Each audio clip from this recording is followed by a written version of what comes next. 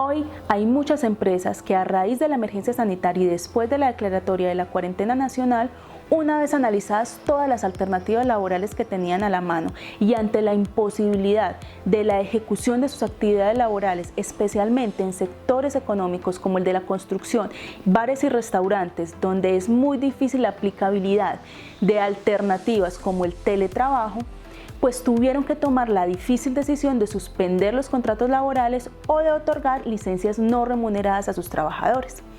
En esos casos se mantiene el pago de la seguridad social y aquí te vengo a contar cómo realizar ese pago de la seguridad social, cómo aplicar esa novedad en planilla y qué es lo que tenemos que hacer si unos días se trabajaron y otros días tuvimos los contratos suspendidos. Soy Estefanía, experta en riesgos laborales, pensiones y seguros. Lo primero es que les voy a explicar de forma generalizada en qué consisten las suspensiones temporales de contratos. De acuerdo al artículo 51 del Código Sustantivo de Trabajo, existen unas causales por las cuales un empleador podría suspender temporalmente los contratos de trabajo. Solamente voy a mencionar la del numeral 1 de fuerza mayor o caso fortuito, que son esos casos en los cuales por un hecho intempestivo y no voluntario del empleador debe suspender su actividad económica por completo. Por sí sola la cuarentena no se incurre en una fuerza mayor o en un caso fortuito. De hecho, hay muchas empresas que pueden continuar laborando y pueden continuar haciendo teletrabajo. Sin embargo, como ya lo había mencionado antes, hay unos sectores económicos que por sus características se les imposibilita la continuación de esas actividades y que por más alternativas que ellas revisen, pues llega un momento en el cual deben tomar la decisión de suspender temporalmente los contratos. En el caso de la suspensión temporal del contrato, se le debe notificar al ministerio de esa suspensión temporal.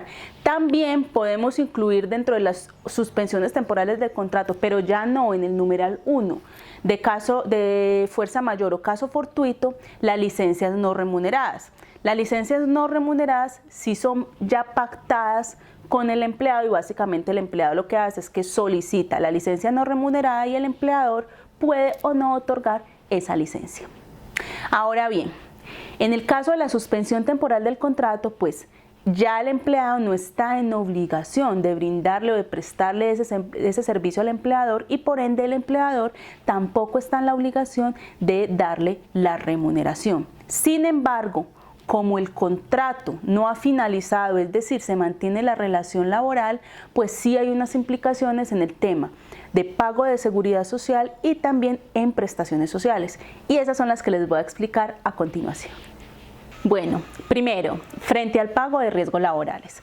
Durante la suspensión temporal del contrato, como mi trabajador no va a estar en ejercicio de sus funciones, pues no tengo que hacer el pago de riesgos laborales.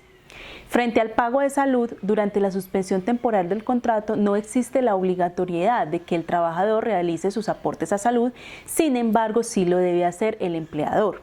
Esto específicamente para aquellos empresarios que no están exonerados del pago de parafiscales y salud, que más adelante se los voy a explicar. Frente al pago de pensiones, no existe nada que me diga que no voy a hacer los aportes a pensiones. Así que los aportes a pensiones se hacen completicos, tanto por parte del empleado como por parte del empleador.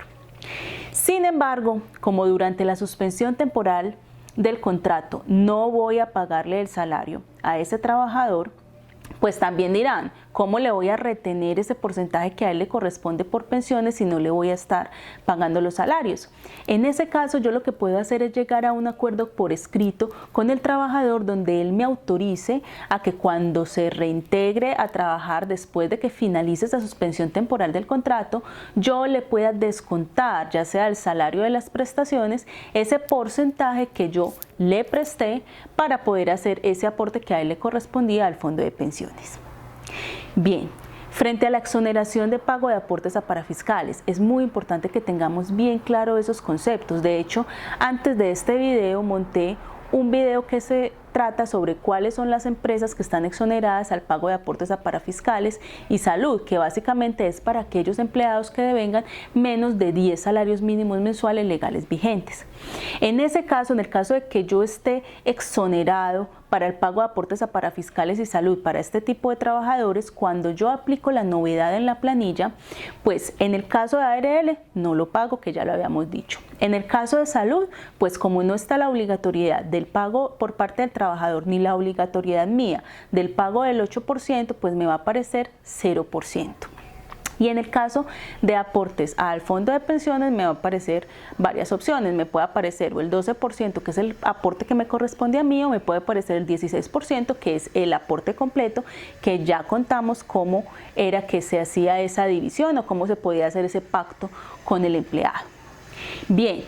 Ya salió la semana pasada, el 15 de abril exactamente, ese decreto que nos habla sobre la disminución de aportes a pensiones durante 2 meses específicamente del año, que serían los meses de mayo y de junio, que corresponden a los periodos de abril y de mayo. Sí, esa disminución de aportes nos habla de que hoy los empresarios durante esos 2 meses podemos disminuir el aporte del 16% al 3%, ¿cierto?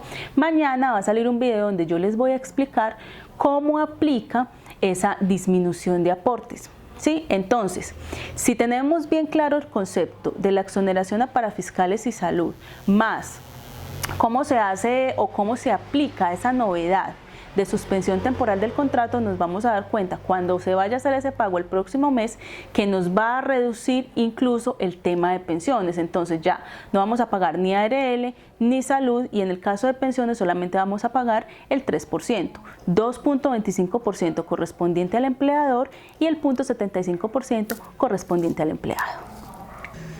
Respecto a las prestaciones sociales, durante la suspensión temporal del contrato y según lo establecido en el artículo 53 del Código Sustantivo de Trabajo, el empleador puede descontarse de esos periodos en los cuales estuvo suspendido el contrato en la liquidación de las vacaciones, las cesantías y los intereses a las cesantías.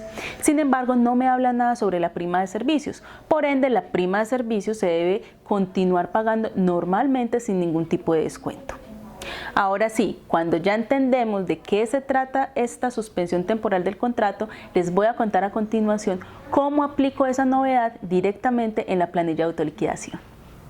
Listo, aquí yo ya estoy en la página de ARUS, que es el operador de información a través del cual les voy a explicar cómo se aplica la novedad de suspensión temporal del contrato en la planilla. Sin embargo, lo pueden hacer en cualquier operador de información. Acá lo que cambia básicamente es la experiencia del usuario. Entonces lo voy a hacer con una cuenta ficticia que ya creé previamente. Me voy a loguear como usuaria ya registrada.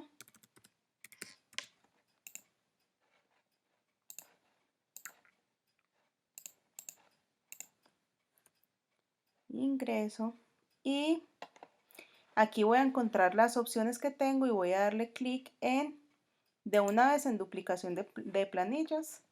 Vamos a duplicar planillas porque ya la planilla la tengo creada. Sí, se supone que ya tenemos las planillas creadas, entonces voy a seleccionar la planilla tipo E, que es de empleados. Voy a consultar una planilla. Yo aquí ya tengo una guardada de febrero, entonces voy a duplicar planilla, ¿cierto? Seleccionando el periodo de marzo. Entonces le doy clic en aceptar, me duplicó la planilla, aquí la voy a editar. Entonces acá me van a salir los datos principales de la planilla, la ARL y la caja de compensación familiar. Le voy a dar clic en continuar, me va a salir ya el trabajador creado y le voy a dar clic en el documento. Entonces me van a salir los datos del trabajador que ya previamente lo tengo creado. Acá miren que tengo marcado cotizante exonerado a pago de aportes a parafiscales porque tenemos un salario de 1.200.000, es decir, de menos de 10 salarios mínimos legales vigentes, y por ende se me desaparece el pago de SENA y de ICBF. Entonces me voy a dar a novedades y voy a seleccionar la novedad suspensión temporal del contrato, que como les había contado también aplica para las licencias no remuneradas. De hecho, si yo me meto en el SOI me aparece suspensión temporal de contrato o licencia no remunerada. Entonces le voy a dar clic a la novedad, me va a aparecer para que yo le dé principio y fin. Supongamos que fue el 23 de marzo cuando yo inicié la suspensión temporal del contrato hasta el 31 de marzo. Y le pongo el salario que normalmente se devengaba el trabajador, suponiendo que fuera 1.200.000, y le voy a dar clic en agregar. Ahora doy clic en continuar y me va a llevar a pensiones. Entonces acá me va a sacar la tarifa normal que yo le pago por los días laborados y la tarifa en la novedad suspensión temporal del contrato. Yo voy a seleccionar si el 12% que solamente me corresponde a mí como empleador o si el 16% que ya les había contado cómo funciona ese, entre comillas, préstamo que yo le puedo hacer al trabajador para asumir ese 4% que le corresponde a él. Entonces voy a seleccionar el 16% que lo debo pagar. Le doy clic en continuar, voy ya a los datos de salud. La tarifa normal es del 4%, que es el que le corresponde al trabajador, porque recordemos que estoy exonerada al pago de aportes en salud. Y en la tarifa de suspensión temporal del contrato me aparece 0%. ¿Por qué? Porque ni el trabajador está obligado a pagar y como yo estoy exonerada a aportes en salud, pues ninguno de los dos pagaríamos en este caso. Entonces ahí me aparece ya automáticamente. Luego me voy a riesgos. Normalmente en clase de riesgo 3 esta cotización es casi de 30.000 pesos. Aquí ya de una vez me sale modificado solamente por los días en los que trabajó. Y me voy a parafiscales y únicamente me va a salir la caja de compensación familiar. No me sale ni SENA ni ICBF. Entonces le doy clic en guardar cotizante y listo. Miren acá, se fijan, acá me aparece duplicado el trabajador, uno con el periodo normal, o sea, con los 22 días que trabajó y otro cuando le aplico la novedad de suspensión temporal del contrato. Entonces acá lo vamos a anotar. Me va a salir el IBC de los días que trabajó, que fueron 22 días, y el IBC de los 8 días en los cuales tuvo el contrato suspendido. Acá vamos a ver, en pensiones me aparecen pagos completos, en salud me aparece por los días que trabajó el 4% que le corresponde al trabajador y 0% que no nos corresponde a ninguno. En riesgos me aparece el valor por los días que trabajó y en la suspensión del contrato no me aparece nada porque no está en ejercicio de sus funciones. Y en parafiscales únicamente me aparece caja de compensación familiar. Por los días en los que trabajó y por los días en los que suspendió el contrato no me aparece nada y nada ni en SENA ni en ICBF. Entonces le doy clic en continuar.